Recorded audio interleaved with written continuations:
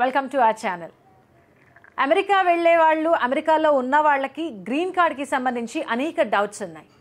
వాటన్నిటి గురించి మనకు వివరించడానికి నాతో ఉన్నారు అడ్వకేట్ ఆదిత్య మల్లెల. ఆయనతో మాట్లాడదాం. హలో అండి. హలో అండి. Welcome to our studio. Last ఎపిసోడ్లో మనం స్టూడెంట్స్ అసలు అమెరికా వెళ్ళడానికి వాళ్ళకున్న భయాలను మీరన్నీ డీటెయిల్డ్గా చెప్పారు. గ్రీన్ కార్డ్ సంబంధించి మనం మాట్లాడుకున్నట్టయితే అది కూడా చాలా ఇంపార్టెంట్ టాపిక్ అయిపోయింది.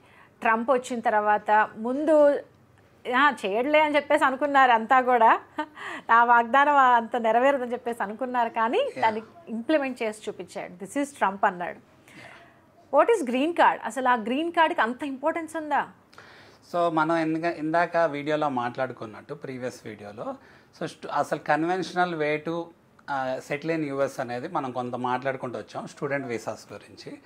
అయితే అసలు గ్రీన్ కార్డ్ గురించి మనం మాట్లాడుకుంటే గ్రీన్ కార్డ్ ఏంటి అంటే పర్మనెంట్ రెసిడెన్సీ అండి. So what is green card అంటే యూఎస్లో ఎవరైతే సెటిల్ అవ్వాలనుకున్నారో వాళ్ళ final destination is to get green card. Green card అంటే ఏంటి? పర్మనెంట్ రెసిడెన్సీ అనమాట. ఎవరికైతే గ్రీన్ కార్డ్ ఉందో వాళ్ళు అక్కడ పర్మనెంట్ రెసిడెంట్గా మారినట్టు. సో మనకి చాలామంది ఏమనుకుంటారంటే permanent residency green card citizenship ఒకటే అనుకుంటారు. కాదు. సో ఎప్పుడైతే మనకి పర్మనెంట్ రెసిడెన్సీ గ్రీన్ కార్డ్ వచ్చిందో యూఎస్లో, అది వచ్చాక we will be eligible to apply for citizenship అనమాట. ఓకే. సో అంటే దానికి ఒక 5 years టైం పట్టేది. లైక్ 5 yearsలో మనం ఏంటంటే ఒక 2 to 3 years అట్లీస్ట్ మనం స్టేటస్ మెయింటైన్ చేసి యూఎస్లో ఉన్నామని చూపించుకోగలిగితే మనకు సిటిజన్షిప్ వచ్చింది. సో ఆ సిటిజన్షిప్ ఏంటి అనేది మనం గ్రీన్ కార్డ్ నుంచి సిటిజన్షిప్ ఎలా తెచ్చుకోవచ్చు ఏంటి అని మనం ఫర్దర్ వీడియోస్లో డీటెయిల్గా మాట్లాడతాం.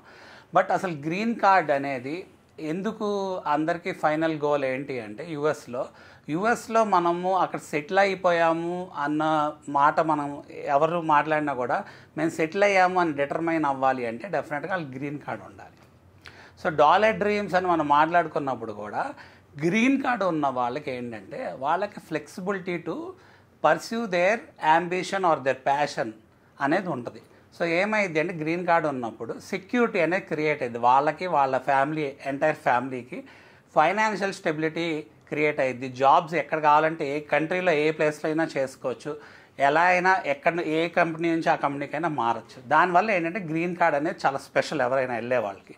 అయితే మన వాళ్ళు కన్వెన్షనల్గా విధానంగా వెళ్ళేవాళ్ళు యూజువల్గా ఎలా వెళ్తారంటే మనం చెప్పుకున్నట్టు ప్రీవియస్ వీడియోలో స్టూడెంట్ వీసా మీద వెళ్తారు. స్టూడెంట్ వీసా అనేది ఒక 5 yearsకి ఇస్తారు యూఎస్లో. స్టూడెంట్ వీసా 5 yearsకి ఇచ్చినప్పుడు కోర్స్ వర్క్ మనకు 1.5 year to 2 years ఉంటుంది. సో 2 years తర్వాత ఏమైంది అంటే వాళ్ళకి ఆప్షనల్ ప్రాక్టికల్ ట్రైనింగ్ అని చెప్పి ఒక 1 year ప్లస్ ఒక స్టెమ్ ఎక్స్టెన్షన్ ఒక 2 years అంటే టోటల్గా 2 to 3 years అనేది వస్తుంది. సో ఈ ఓపీటీ పీరియడ్లో irrespective of what there status is అంటే ఓపీటీ మీద ఉంటే వాళ్ళు జాబ్ చేసుకోవచ్చు అనమాట. సో ఎంప్లాయర్తో ఎవరితో అయినా జాబ్ తెచ్చుకొని వాళ్ళు జాబ్ చేసుకోవడానికి కన్వీనియన్స్ ఉంటుంది. బట్ ఎప్పుడైతే ఈ ఓపీటీ పీరియడ్ ఉందో ఓపీటీ పీరియడ్ తర్వాత కూడా వాళ్ళు యూఎస్లో కంటిన్యూ అవ్వాలి అనుకుంటే ఈ ఓపీటీ డ్యూరేషన్లో వాళ్ళు వర్క్ వీసా స్పాన్సర్ చేసుకోవాలన్నమాట. ఎంప్లాయర్ అనేవాళ్ళు ఒకళ్ళు స్పాన్సర్ చేయాలి. వాళ్ళకి స్పాన్సర్ చేయడానికి వాళ్ళకి ఉన్న ప్రొసీజర్ ఏంటంటే H1B అనేది ఒక లాటరీ సిస్టమ్ విధానం అనమాట అక్కడ. సో ఏదైతే 85,000 వీసాస్ ఉన్నాయో దాంట్లో ఒక 20,000 మాస్టర్స్ కేటగిరీకి ఉంటాయి ఈ వర్క్ వీసాలు. సో ఆ ప్రిఫరెన్స్ అనేది ఉంటుంది అనమాట. సో వీళ్ళు లక్కీ డ్రాలో ఎప్పుడైతే వీళ్ళకి లాటరీ సిస్టంలో వీళ్ళకి వీసా పిక్ అయిందో వాళ్ళకి ఆ H1B వీసా అనేది వస్తుంది. ప్లస్ ఏంటంటే ఆ ఎంప్లాయర్ అనేది వాళ్ళు స్పాన్సర్ చేయాలన్నమాట. దీని సబ్జెక్ట్ అది. సో ఏదైతే H1B వీసాలు ఉన్నాయో ఎన్ని వీసాలు ఉన్నాయో అంతకంటే 5 times ఎక్కువ మంది అక్కడ చదివిన వాళ్ళు ఆ వీసాకి ఫైల్ చేయడం జరుగుతుంది. మాస్టర్స్ చదివిన వాళ్ళు అవనండి, లేకపోతే లైక్ ఇండియాలో ఉండి డైరెక్ట్గా వర్క్ వీసా మీద వెళ్ళాలి, కంపెనీస్ ఎవరైనా పంపిస్తుంటే ప్రాజెక్ట్స్ మీద వెళ్ళాలి అన్న వాళ్ళకి కూడా అదే ఛాలెంజ్ ఉంది. సో మరి లక్గా మారినప్పుడు వాళ్ళకి అక్కడ అసలు వీసా వస్తుందా లేదా అనేది క్లారిటీ లేదు. First second thing.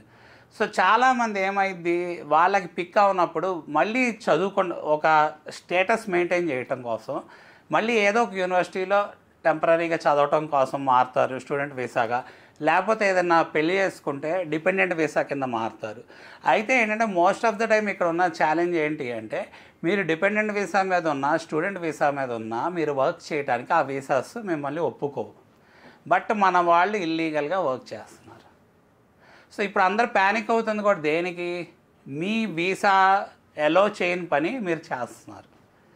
ఎప్పుడైతే మనం ఎలో చేయని పని చేస్తున్నామో లాస్ బాగా ఎన్ఫోర్స్ అయినాయో, సో ఇప్పుడు ఇమిగ్రేషన్ అండ్ కస్టమ్స్ ఎన్ఫోర్స్మెంట్ ఏదైతే ట్రంప్ ద్వారా ఈ రెగ్యులేషన్స్ అన్ని స్క్రూటినీ చేసి రైడ్స్ జరుపుతున్నాయో దాంట్లో మన వాళ్ళు దొరికిపోతున్నారు కాబట్టి ఇబ్బందులు ఫేస్ చేస్తున్నారు, ప్యానిక్ అవుతున్నారు. ఎవరైతే లీగల్ స్టేటస్ మీద ఉండి లీగల్ పనులు చేసుకునే వాళ్ళకి ఏ ఇబ్బందులు ఉండవు. కొంతమంది ఏంటంటే ఓవర్ స్టే చేసి వాళ్ళు ఓవర్ స్టేకి అక్కడ రీజన్ ఏమీ పెట్టుకోకుండా వాళ్ళ వీసా స్టేటస్ అనేది ఎక్స్పైరీ అయిపోవటం వల్ల ఇల్లీగల్ ఇమిగ్రెంట్స్ కూడా అయిపోతారు. అలానే ఇంకో కేటగిరీ ఏంటి, పీపుల్ కంట్రీలోకి ఇల్లీగల్గా ఎంటర్ అయిపోతారు. వాళ్ళు కూడా ఒక కేటగిరీ ఆఫ్ పీపుల్. ఈ ఇల్లీగల్ ఇమిగ్రెంట్స్ మీద ట్రంప్ స్ట్రిక్ట్ మెజర్స్ తీసుకోవడం జరుగుతుంది. అయితే మనం గ్రీన్ కార్డ్ గురించి మాట్లాడుకుంటున్నాం కాబట్టి స్టూడెంట్ వీసా మీద వెళ్ళిన వాళ్ళు ఈ వర్క్ వీసా అనేది తెచ్చుకోగలిగే పొజిషన్లో వాళ్ళు ఉండాలి. అది లక్ బేస్డ్ ఫ్యాక్టర్ అయ్యండి. సో ఒకవేళ వీళ్ళకి H1B వర్క్ వీసా వస్తే వాళ్ళ ఎంప్లాయర్ వీళ్ళకి గ్రీన్ కార్డ్ స్పాన్సర్ చేయగలగాలి. సో ఈ ప్రాసెస్ అంతా వాళ్ళకి జరగటానికి ఒక 5 to 7 years just green card apply చేయడానికి పడుతుంది ఇప్పుడున్న సిచ్యువేషన్లో. 5 to 7 years 5 to 7 years just for applying for green card. But for getting green card మీరు నిజంగా మాట్లాడుకుంటే మనకి గ్రీన్ కార్డ్ రావాలి అంటే ఇప్పుడు మోర్ దెన్ 100 years పడుతుంది.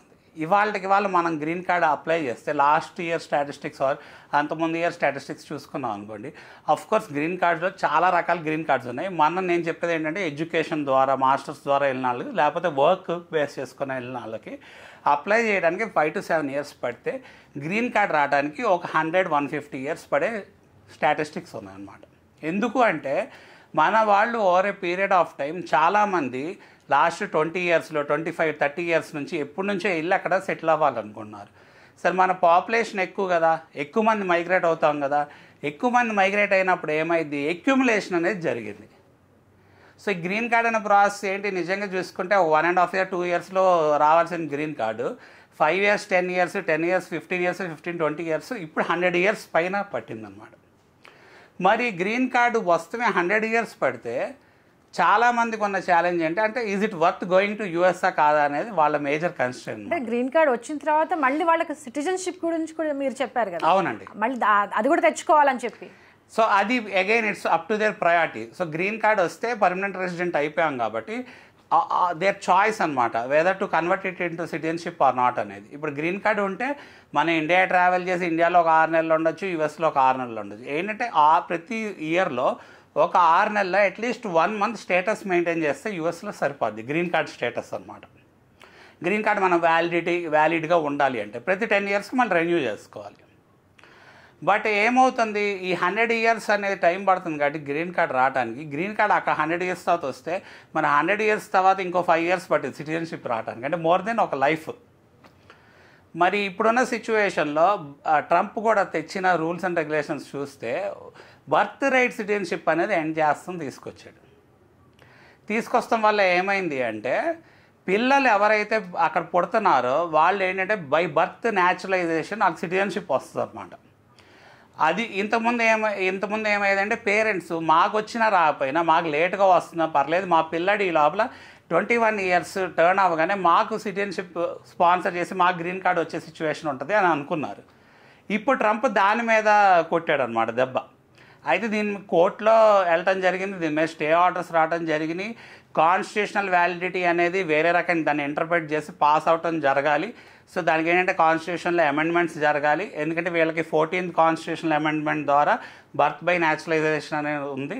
ప్లస్ జ్యూరిస్ట్రిక్షన్ అథారిటీ అనే వర్డ్స్ని డిఫరెంట్గా ఇంటర్ప్రెట్ చేయాలి. యూజువల్లీ ఏంటంటే అది ఇల్లీగల్ అండ్ అన్డాక్యుమెంటెడ్ ఇమిగ్రెంట్స్ కోసం తెచ్చింది. బట్ ఇక్కడ వేరే మనకి H1 కానీ డిపెండెంట్ కానీ స్టూడెంట్ వీసా మీద ఉన్న వాళ్ళు కూడా ఇంక్లూడ్ అయ్యారు. ఎందుకంటే ఇవన్నీ నాన్ ఇమిగ్రెంట్ వీసాస్ కదా.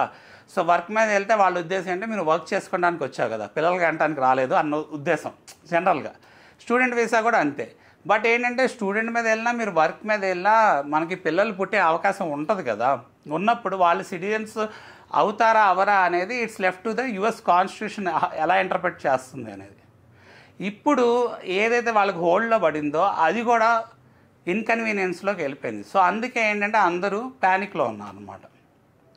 బట్ అది పాస్ అవటం అనేది కష్టము అని చెప్పి అనుకుంటున్నారు. బట్ ఏంటంటే we should wait and see what will happen. Courts ఎలాంటి తీర్పిస్తాయి ఏంటనేది. అవును, ఫర్దర్గా నెక్స్ట్ కమింగ్ ఇయర్స్లో ఎలాంటి తీర్పులు ఇస్తాయి, ప్లస్ ఏంటంటే సుప్రీంకోర్టుకి వెళ్ళిద్ది కాబట్టి ఏమొస్తుంది ఏంటి, లేకపోతే ఈ లోపల ట్రంప్ మారిపోయి వేరే ఎవరన్నా వచ్చే సిచ్యువేషన్ ఉంటుందా ఏంటనేది చూడాలి. రైట్ అండి, థ్యాంక్స్ ఫర్ జాయినింగ్ ఆదిత్య గారు. మరో ఎపిసోడ్లో మళ్ళీ మనం అసలు గ్రీన్ కార్డ్కున్న బెనిఫిట్స్ ఏంటో తెలుసుకుందాం.